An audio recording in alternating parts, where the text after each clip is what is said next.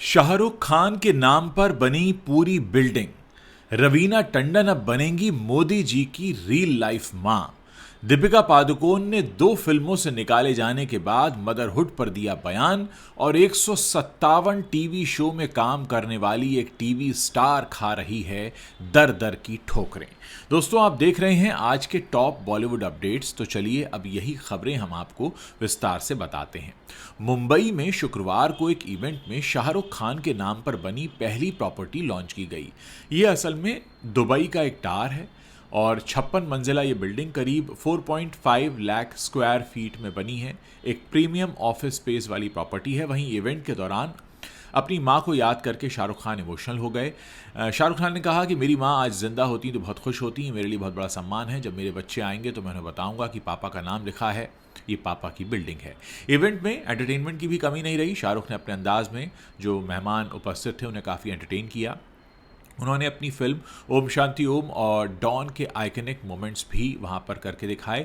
इस इवेंट में फरहा खान भी मौजूद रहीं। शाहरुख खान ने इस इवेंट में मजाक करते हुए कहा कि वो अब ईद का चांद बन गए हैं, कम दिखते हैं लेकिन जब दिखते हैं तो अच्छा लगता है। उन्होंने आगे कहा कि मैं खुद को इतना ज़रूरी नहीं मानता कि फिल्मों के अलावा मेरे नाम पर कुछ हो। फिल्में मेरे प्रोफेशन और पूजा का हिस्सा हैं। इस बिल्डिंग की खासियत यह है कि इसमें हेलीपैड बनाया गया है और इसमें स्विमिंग पूल भी है। आपको बता दें कि शाहरुख खान के नाम पर बन रहे स्टार में हेलीपैड, स्विमिंग पूल और इसके अलावा कई अन्य सुविधाएं होंगी। इस प्रोजेक्ट को भी बनने में 3 से 4 साल और लगेंगे और इसके एंट्रेंस पर शाहरुख खान का एक स्टैचू लगा होगा जहां पर लोग फोटो ले पाएंगे। दोस्तों, 2 फिल्मों से बाहर होने के बाद दीपिका पादुकोण अब मदरहुड के बारे में क्या बोल रही हैं वो मैं आपको बताने जा रहा हूं। असल में दीपिका पादुकोण ने हापा बाजार इंडिया को एक इंटरव्यू दिया है जिसमें उन्होंने साफ कहा है कि मां बनने के बाद महसूस हो रहा है कि मम्मी जो कहती थी वो एकदम सही था। हर नई मां यही सोचती है कि प्लान बनाकर सब मैनेज हो जाएगा, लेकिन हकीकत में बहुत बदलाव आ जाता है। अब मैं अपनी मां को और भी अच्छे से समझ पाती हूं। दीपिका मानती हैं कि वर्किंग मदर्स को जब भी वो काम पर लौटें तो परिवार और ऑफिस दोनों से ही सपोर्ट मिलना चाहिए। उन्होंने कहा कि उन्होंने खुद के ऑफिस में 5 दिन और 8 घंटे की वर्किंग पॉलिसी रखी हुई है और मैटरनिटी और पैटर्निटी पॉलिसी भी लागू की है। वो चाहती हैं कि बच्चों को दफ्तर या सेट पर लाना भी नॉर्मल हो ताकि महिलाएं बिना किसी दबाव के काम कर पाएं। ओवरवर्किंग और बर्नआउट पर दीपिका ने साफ कहा कि हमने ओवरवर्किंग को सामान्य मान लिया है, लेकिन असल में 8 घंटे काम करने की लिमिट बिल्कुल सही है। थक कर काम करना किसी के लिए फायदेमंद नहीं है। खुद में भी बैलेंस बनाने की कोशिश उन्होंने कहा मैं करती हूँ। अपनी फिल्मों से बाहर होने के सवाल पर भी दीपिका ने बात की और कहा कि इंडस्ट्री में पे पैरिटी और वर्किंग कंडीशंस पर भी बहस होनी चाहिए। उन्होंने बताया कि कई बार फीस और काम के घंटों के मुद्दों पर उन्हें संघर्ष करना पड़ा, लेकिन उन्होंने कभी शोर नहीं मचाया। दीपिका कहती हैं कि मैं अपनी लड़ाइयाँ बड़ी डिग्निटी के साथ लड़ती हूँ और कई बार बातें खुद ही सामने आ जाती हैं। मैं आपको बता दूं कि दीपिका पादुकोण बहुत जल्द शाहरुख खान के साथ फिल्म किंग में और इसके अलावा AAX26 जैसी बड़ी फिल्मों में भी दिखेंगी, जिन्हें लेकर फैंस काफ़ी उत्साहित हैं। हालांकि पिछले दिनों खबर आई थी कि वो 2 फिल्मों से बाहर हो गई हैं, जिसमें कल्कि 2898 AD का सीक्वल शामिल है और फिलहाल उनका ये कहना है कि 2 फिल्में तो वो कर रही हैं। रवीना टंडन को एक नया रोल मिल गया है। उनका नया रोल जो है वो मोदी जी की माँ का रोल होगा। जी हाँ, प्रधानमंत्री नरेंद्र मोदी की मां हीराबेन मोदी की भूमिका में अब आप बॉलीवुड की मस्त मस्त गर्ल रहीं रवीना टंडन को देख पाएंगे। रिपोर्ट्स बताती हैं कि रवीना टंडन इस रोल को प्ले करने के लिए काफ़ी भावुक हैं और फिल्म की कहानी सुनकर वो काफ़ी इमोशनल हो गई हैं।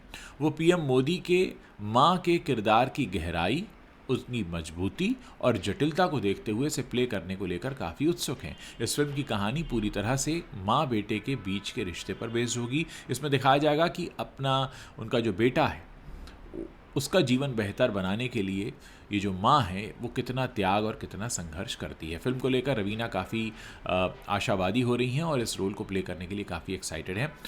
मैं आपको ये भी बता दूं कि इसमें मोदी जी का रोल कौन प्ले करेंगे। मार्को फिल्म में लीड रोल प्ले करने वाले मलयालम एक्टर उन्नी मुकुंदन इस फिल्म में पीएम मोदी का लीड रोल करने वाले हैं।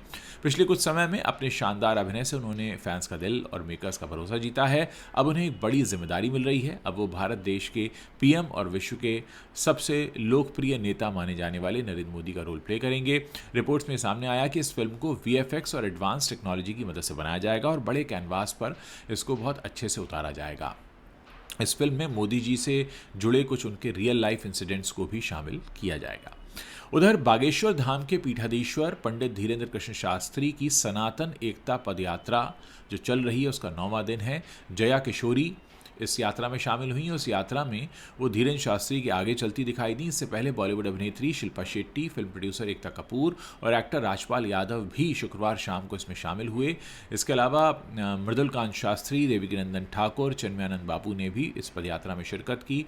मथुरा के संस्कृत विश्वविद्यालय में बने एक विराम मंच पर शिल्पा शेट्टी ने यहाँ कहा कि मैं एक कॉल दूर हूँ महाराज जी, जब भी ज़रूरत हो याद कर लेना। शिल्पा पहुंची तो धीरेन्द्र शास्त्री ने उन्हें देखकर कहा कि आपको परेशान कर दिया। शिल्पा भी ज़मीन पर उनके साथ बैठ गईं और कहा आप तो परेशानी दूर कर रहे हैं। इस दौरान धीरेन्द्र शास्त्री के बगल में राजपाल यादव को देखकर शिल्पा खिलखिला उठी और उनसे भी हाथ मिलाया। उन्होंने राजपाल से उनका मोबाइल नंबर भी मांगा। कहा आपका नंबर ढूंढ रही थी, आपका एक इंटरव्यू देखा था, इसमें आपने बहुत शानदार बातें कही थी। मैं आपको बता दूं कि मथुरा में 55 किलोमीटर लंबी ये जो यात्रा है ये 4 दिनों में पूरी होनी है। कल यानी 16 नवंबर को इसका समापन होगा।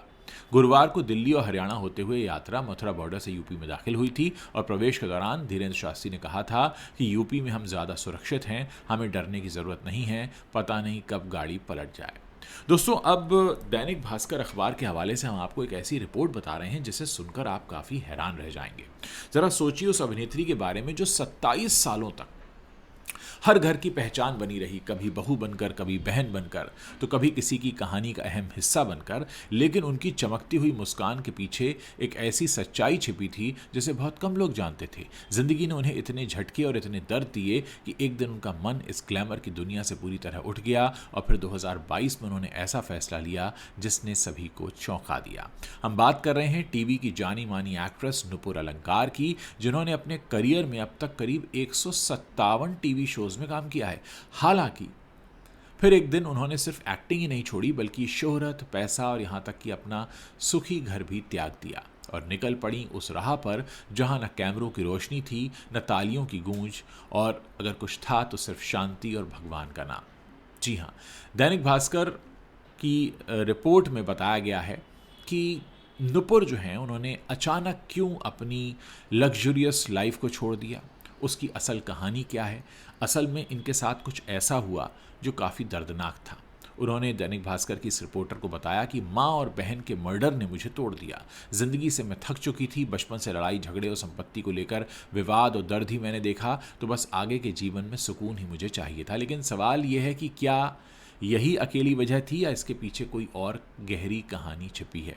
तो देखिए, नुपुर अलंकार के बारे में इस रिपोर्ट में बताया गया है कि उनका जन्म 25 नवंबर 1972 को जयपुर शहर में हुआ था। बचपन से ही उन्हें कला और एक्टिंग का शौक था। उन्होंने थिएटर और छोटे मंचों से शुरुआत की और फिर धीरे धीरे टीवी की दुनिया में कदम रखा। 1990 में मशहूर टीवी शो शक्तिमान से उन्होंने एक्टिंग की दुनिया में कदम रखा। इसके बाद वो रेत, घर की लक्ष्मी बेटियां, अगले जन्म मोहे बिटिया ही कीजो और भागे रे मन जैसे शोज़ में उन्होंने काम किया। सिर्फ टीवी शोज़ ही नहीं, नुपुर ने अपने 27 साल लंबे करियर में हिंदी फिल्मों में भी काम किया। वो सांवरिया, राजा जी और सोनाली केवल जैसी फिल्मों में भी दिखाई दी। भले ही उनके किरदार छोटे थे लेकिन उन्होंने हर भूमिका में अपनी छाप छोड़ी। इसके बाद 2002 में नुपुर ने अपने को एक्टर अलंकार श्रीवास्तव से शादी की थी। तो ज़िंदगी जब इतनी ठीक ठाक चल रही थी तो फिर आखिर ऐसा क्या हुआ जो आज नुपुर जो हैं वो ज़िंदगी में बहुत अलग तरह का दौर देख रही हैं। नुपुर बताती हैं उनकी ज़िंदगी में सब कुछ था। प्यार करने वाला पति था, घर और ज़िंदगी खुशनुमा थी, टीवी की दुनिया में पहचान थी। ज़िंदगी मानो एक खूबसूरत सपने की तरह चल रही थी। लेकिन फिर आया साल 2019 और ये वही साल था जब नुपुर की ज़िंदगी बड़ी बड़ी मुश्किलों से घिर गई। साल 2019 में Punjab and Maharashtra cooperative bank घोटाले की खबर आई, पीएमसी बैंक की, और उसी बैंक में नुपुर के पैसे भी जमा थे। रिजर्व बैंक ऑफ इंडिया ने बैंक के बोर्ड को भंग कर दिया, जिस कारण सभी खाते फ्रीज हो गए और निकासी पर सख्त पाबंदियां लग गईं। इस वजह से नुपुर की ज़िंदगी भर की कमाई जो थी, जो कि लगभग 1 करोड़ रुपए की थी, वो उस बैंक में फंस गया। इसके बाद नुपुर की जिंदगी में आर्थिक कठिनाइयों का दौर शुरू हुआ। उन्हें अपनी ज्वेलरी तक बेचनी पड़ी और लंबे समय तक पैसों की तंगी का सामना करना पड़ा। नुपुर ने कहा, मैं बेहद आर्थिक तंगी से गुजर रही थी। दूसरे बैंक्स में मेरे कुछ अकाउंट थे जिन्हें मैंने कुछ साल पहले ही पीएमसी में ट्रांसफ़र करा लिया था। मुझे ज़रा भी अंदाज़ा नहीं था कि मेरी फैमिली मेम्बर्स, मेरी माँ, बहन, पति, ननद, ससुर जी और मेरी पूरी की पूरी जमा पूंजी इस तरह फ्रीज़ हो जाएगी। आरबीआई ने पहले हर अकाउंट होल्डर को धन निकासी की सीमा 1,000 रुपये की, फिर 10,000 रुपये की और फिर 25,000 रुपये कर दी, लेकिन ये अमाउंट 6 महीने में एक ही बार निकाला जा सकता था। अब आप सोचिए कि जिसकी ज़िंदगी भर की कमाई एक बैंक में हमेशा के लिए फंस गई, जो कि एक टीवी पर एक चमकता नाम है, लेकिन उसके सारे पैसे कहाँ हैं? बैंक के अंदर। अब घर में पैसे ना होने और बैंक अकाउंट्स फ्रीज होने की वजह से ये बताती हैं कि इनके पास ज्वेलरी बेचने के अलावा कोई रास्ता नहीं था। इन्होंने कहा कि यहाँ तक कि मैंने अपने एक साथी एक्टर से 3,000 रुपये उधार भी लिए।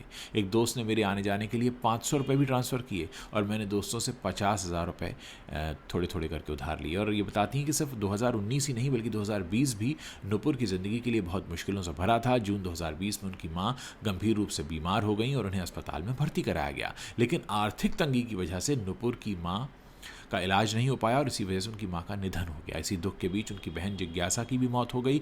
कई मीडिया रिपोर्ट्स में दावा किया गया है कि उनकी बहन की हत्या की गई संपत्ति के विवाद के कारण। बस यहीं से नुपुर की ज़िंदगी पूरी तरह बदल गई, या यूँ कहें कि उनकी जीवन जो था वो पूरी तरह मुश्किलों दुखों से भर गया। दोस्तों, किसी के भी जीवन में ऐसा हो सकता है। अक्सर हम देखते हैं कि जो लोग स्क्रीन पर चमकते हैं उनकी ज़िंदगी बड़ी शानदार होती है, लेकिन हर बार ऐसा नहीं होता। इस रिपोर्ट पर मेरी नज़र पड़ी और बहुत अच्छा काम किया है दैनिक भास्कर ने कि ऐसी खबरों को लेकर आना और दर्शकों को ये बताना, अपने पाठकों को, कि अक्सर आप जिन्हें स्क्रीन पर चमकता हुआ देखते हैं, कई बार उनकी ज़िंदगी में बड़ा स्याह अंधेरा फैला होता है। तो दोस्तों, ये कुछ बॉलीवुड अपडेट्स थी जो मैंने आपके सामने रखी। अगर आपको वीडियो पसंद आया है तो उसे आप शेयर कर सकते हैं। साथ ही अगर आपके कोई सुझाव या शिकायत हैं तो वो भी इस वीडियो के नीचे कमेंट सेक्शन है, वहाँ लिखना मत भूलिएगा।